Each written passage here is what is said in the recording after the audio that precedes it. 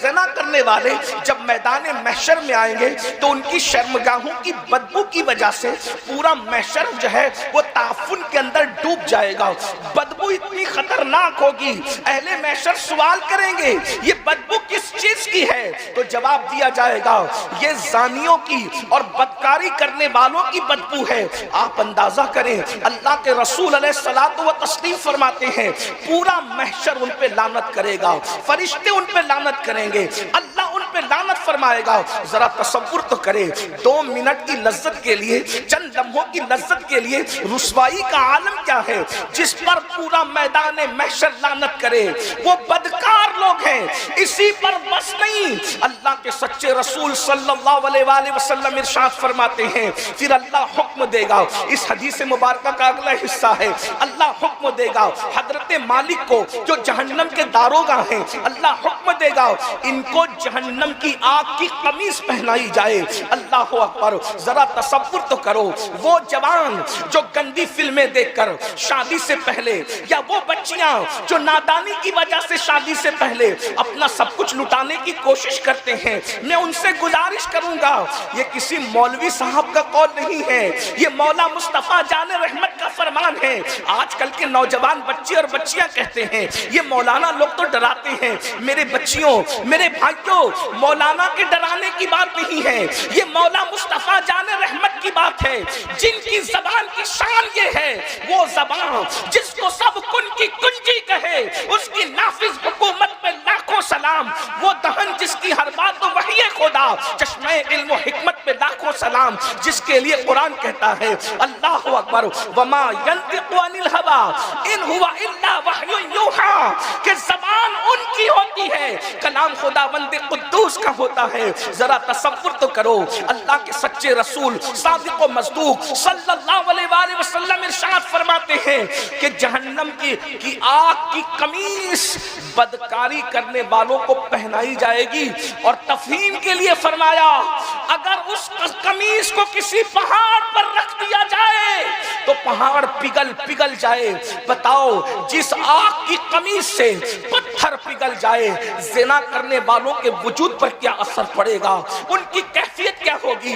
اسی پر بس نہیں, اللہ کے سچے رسول صادق و مصدوق صلی اللہ علیہ وآلہ وسلم مزید ارشاد فرماتے ہیں, اللہ فرمائے گا ان بدکاری کرنے والوں کی آنکھوں میں جہنم کی آگ کی سلاخیں پھیر دو اور ان کی آنکھ کے اندر جہنم کی آگ بھر دو. اللہ اکبر.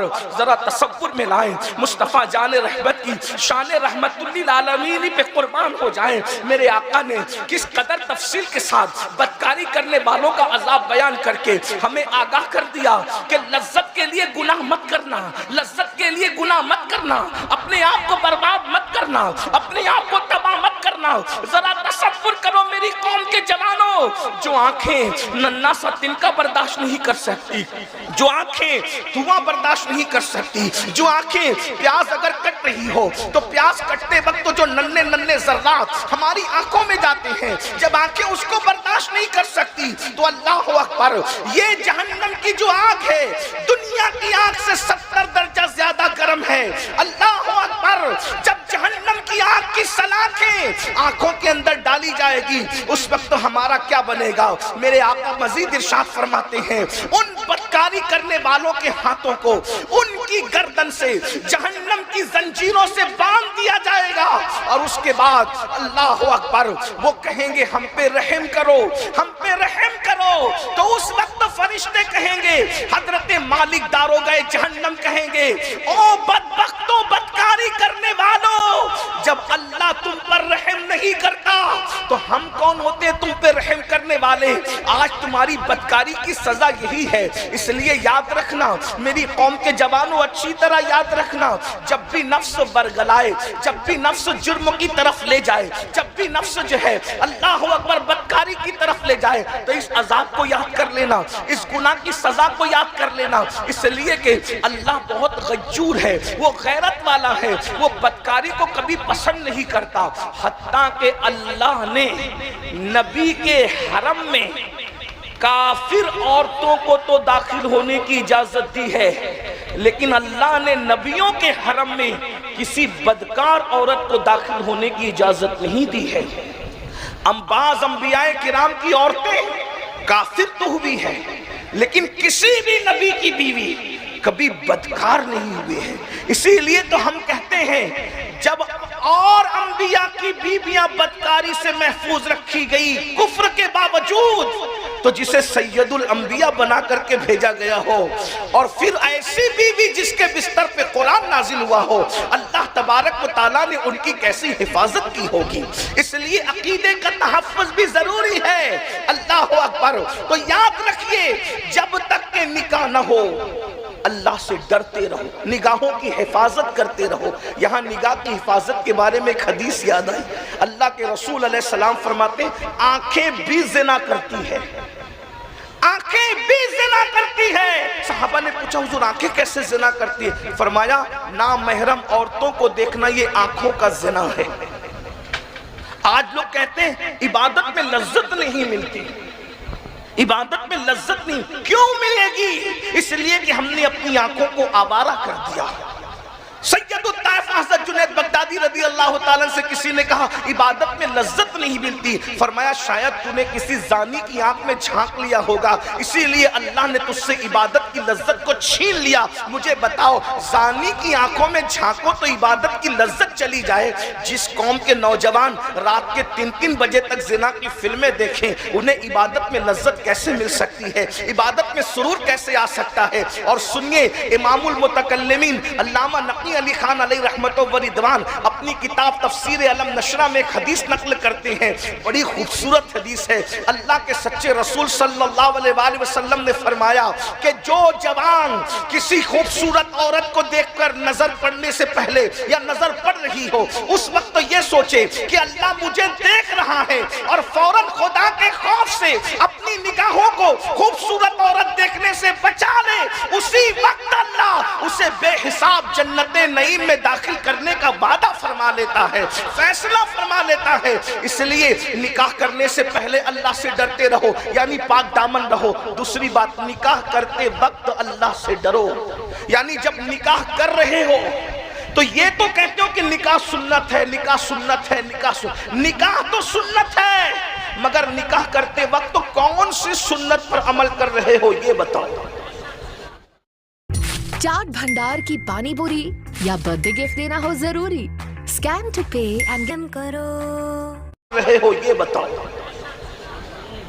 ہم نے نکاح کرتے وقت تو اللہ کا خوف کہاں رکھا؟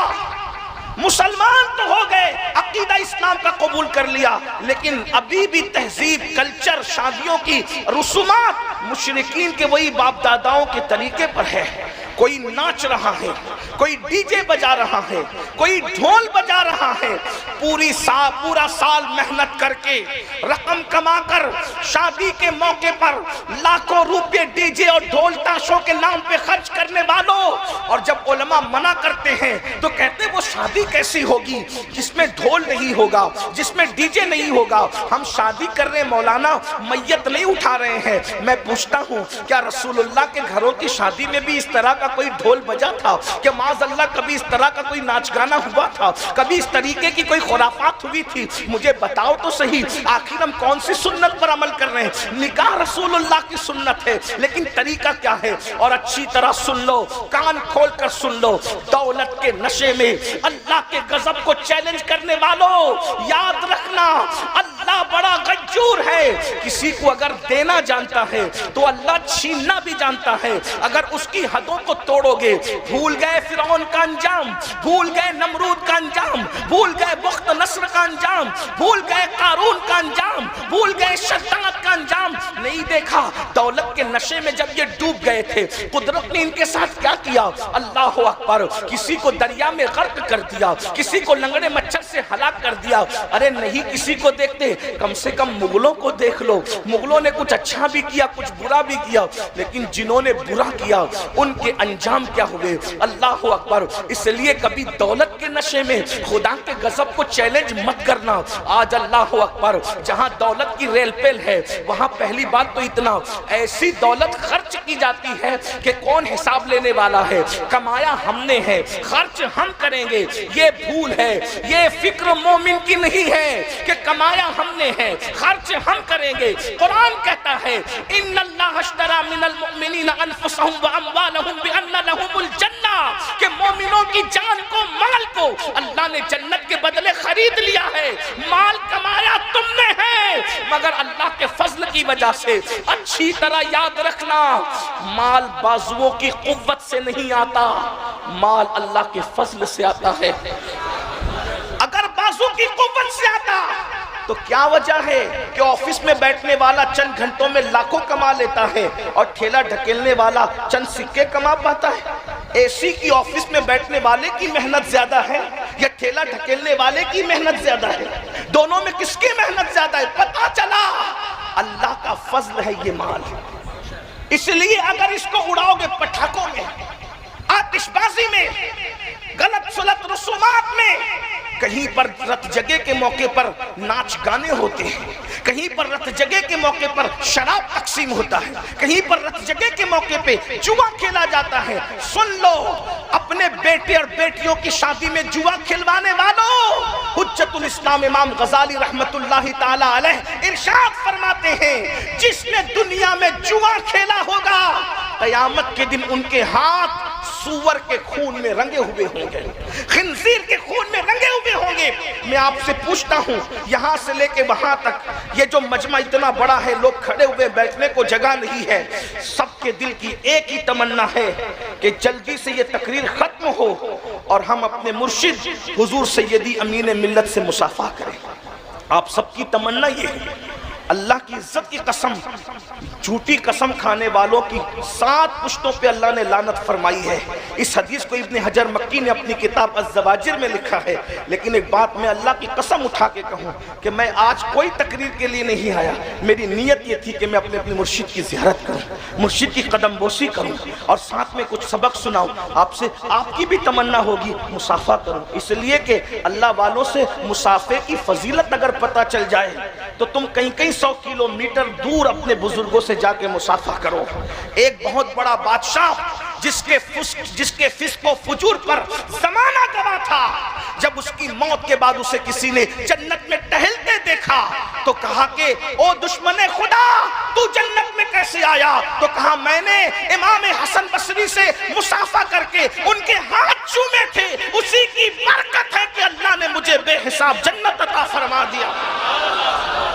تو آج آپ کی ہماری تمنا بھی تو یہی ہوگی کہ ہم اپنے مرشد سے مصافحہ کریں۔ اور کون مرشد جو صرف نام کا امین نہیں ہے بلکہ اپنی بزرگوں کی روایات کی بھی امین ہے، اپنے بزرگوں کے نظریات کی بھی امین ہے، اپنے بزرگوں کے عقائد کے بھی امین ہے۔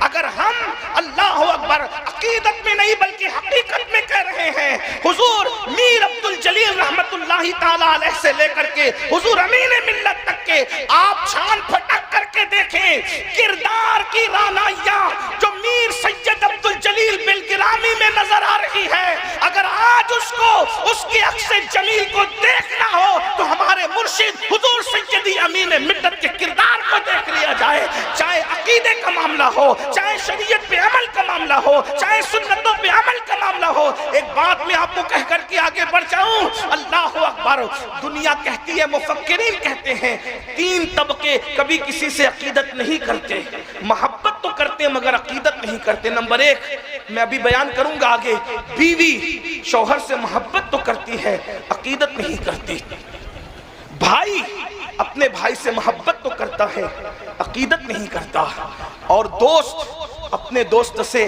محبت تو کرتا ہے عقیدت نہیں کرتا۔ یہ 3 طبقے عقیدت کے معاملے میں بڑے کمزور ہیں۔ لیکن اگر کسی کا بھائی کسی سے عقیدت کرے تو سمجھنا کہ وہ بندہ یکتائے زمانہ ہے، وہ بندہ فرد فرید ہے۔ ہم نے اسی سال عاشورہ کے دن اپنے مرشد حضور سیدی سرکار رفیق ملت کی زبانی اپنے بڑے مرشد کے حوالے سے یہ سنا کہ روئے زمین پر حضور امین ملت جیسا کوئی پیر اس وقت موجود نہیں ہے۔ اگر یہ بھائی کہہ رہا ہے تو اس سے بڑی کوئی بات نہیں ہو سکتی۔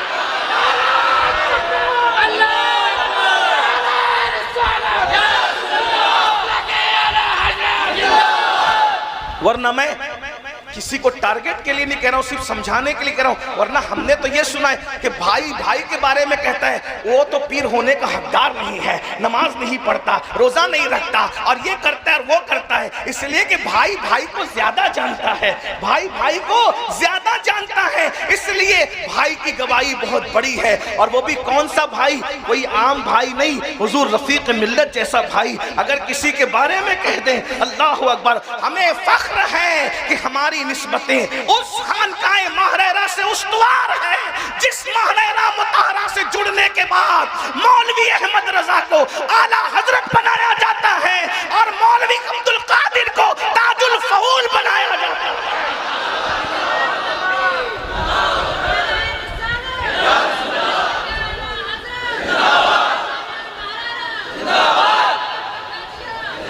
और बेफज़्ल-ए ताला कल जो फैजान था, अगर किसी को अल्लाह ने आँख अता की है बातिन की तो वो आज भी देख सकता है, वो फैजान आज भी मौजूद है। अकीदे पे पहरे का मामला हो, शरीयत की पाबंदी का मामला हो, मुरीदों पे शफकत का मामला हो, मोहब्बत का मामला हो, प्यार का मामला हो, उल्फत का मामला हो, यहाँ गरीबी और अमीरी में फर्क नहीं है, यहाँ काले गोरे में फर्क नहीं है, यहाँ अपने मुरीद और दूसरे मुरीदों में भी फर्क नहीं है। मुरीद किसी का आ जाए सबके लिए शफकत का रास्ता बराबर बराबर है। बल्कि ये कह दूं, अगर दिलों को जीतने का हुनर देखना है तो कोई हमारे मशाइखे मारेरा से सीखे, अपने नाना की सुन्नत पर कैसा अमल करते हैं कि सबकी बात कान लगा करके सुनते हैं, सबकी हाजत रवाई करते हैं। अल्लाह अकबर। बहरहाल तो अर्ज ये कर रहा था, महरेरा महरेरा है, महरेरा सिर्फ महरेरा है, महरेरा ही महरेरा है,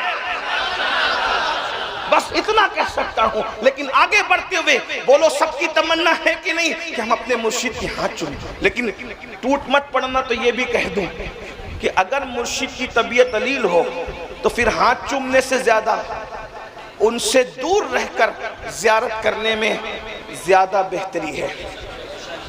ये भी आज आपको कहूं, राज की बात माइक पे नहीं कहना चाहिए, लेकिन कहूं, मेरा दिल हमेशा चाहता है, आज ईद है, मुर्शिद को फ़ोन करके दुआ ले, शब कद्र है दुआ ले लूँ, शब बारात है दुआ ले लूँ। फिर सोचता हूँ कि मुर्शिद तो रोशन ज़मीर है, अगर मेरे फ़ोन करने से 1 मिनट मुर्शिद का मेरी वजह से ज़ाय होगा तो उससे कहीं बेहतर है कि मैं मुर्शिद को फ़ोन न करके मुर्शिद की राहत का, तबीयत का ख्याल करके जो है वो बस उनकी निगाह का मुतालबा करूं और फिर उससे शहजादे वाला तबार की बारगाह में मैसेज कर देता हूं कि हज़रत से मेरे लिए आज दुआ की दरख्वास्त कर दें और दुआ करवा लें। याद रखना, हज़ारों साल की मेहनतें वहाँ नहीं पहुँचाती जहाँ किसी की दुआ पहुँचाती है। और फिर उसकी दुआ, सुभान अल्लाह, उसकी दुआ जो ज़ैद शहीद का बेटा हो, जो इमाम हुसैन का शहजादा हो,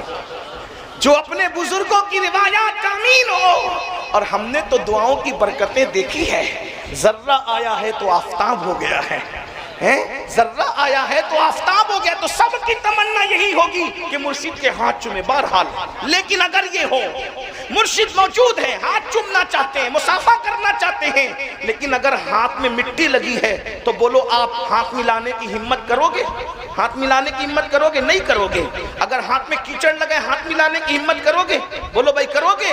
नहीं करोगे।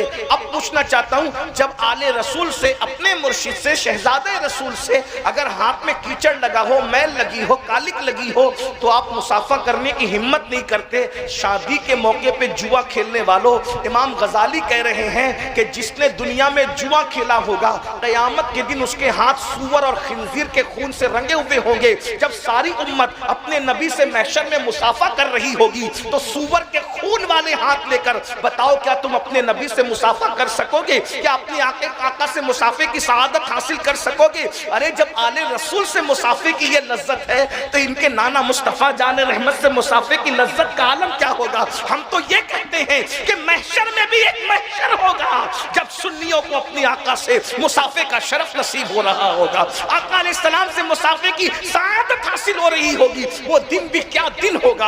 हजरत बेदम शाह ने बड़ी खूबसूरत बात कही थी, अजब तमाशा हो मैदान हश्र में बेदम, अजब तमाशा तमाशा हो मैदान हश्र में बेदम कि सब हो पेशे खुदा मैं रूबरू रसूल कि सब हो पेशे खुदा मैं रूबरू। वो महशर भी क्या मैं हम तो इसीलिए कहते हैं जो रसूल का रूबरू हो जाए, जो रसूल के रूबरू हो जाए फिर उसको जन्नत की हाजत नहीं रहती। मैं बहुत बड़ी बात कह रहा हूं, उसे एक जुमला मेरा उन्वान नहीं है लेकिन कहूंगा क्योंकि हमारी मसलकी मजहबी और अखलाकी जिम्मेदारी है।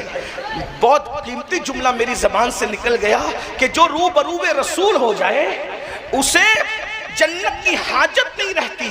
तो अब दुनिया में वो लोग पागल हैं जो ये कहते फिरते हैं कि सहाबा जन्नती है कि नहीं।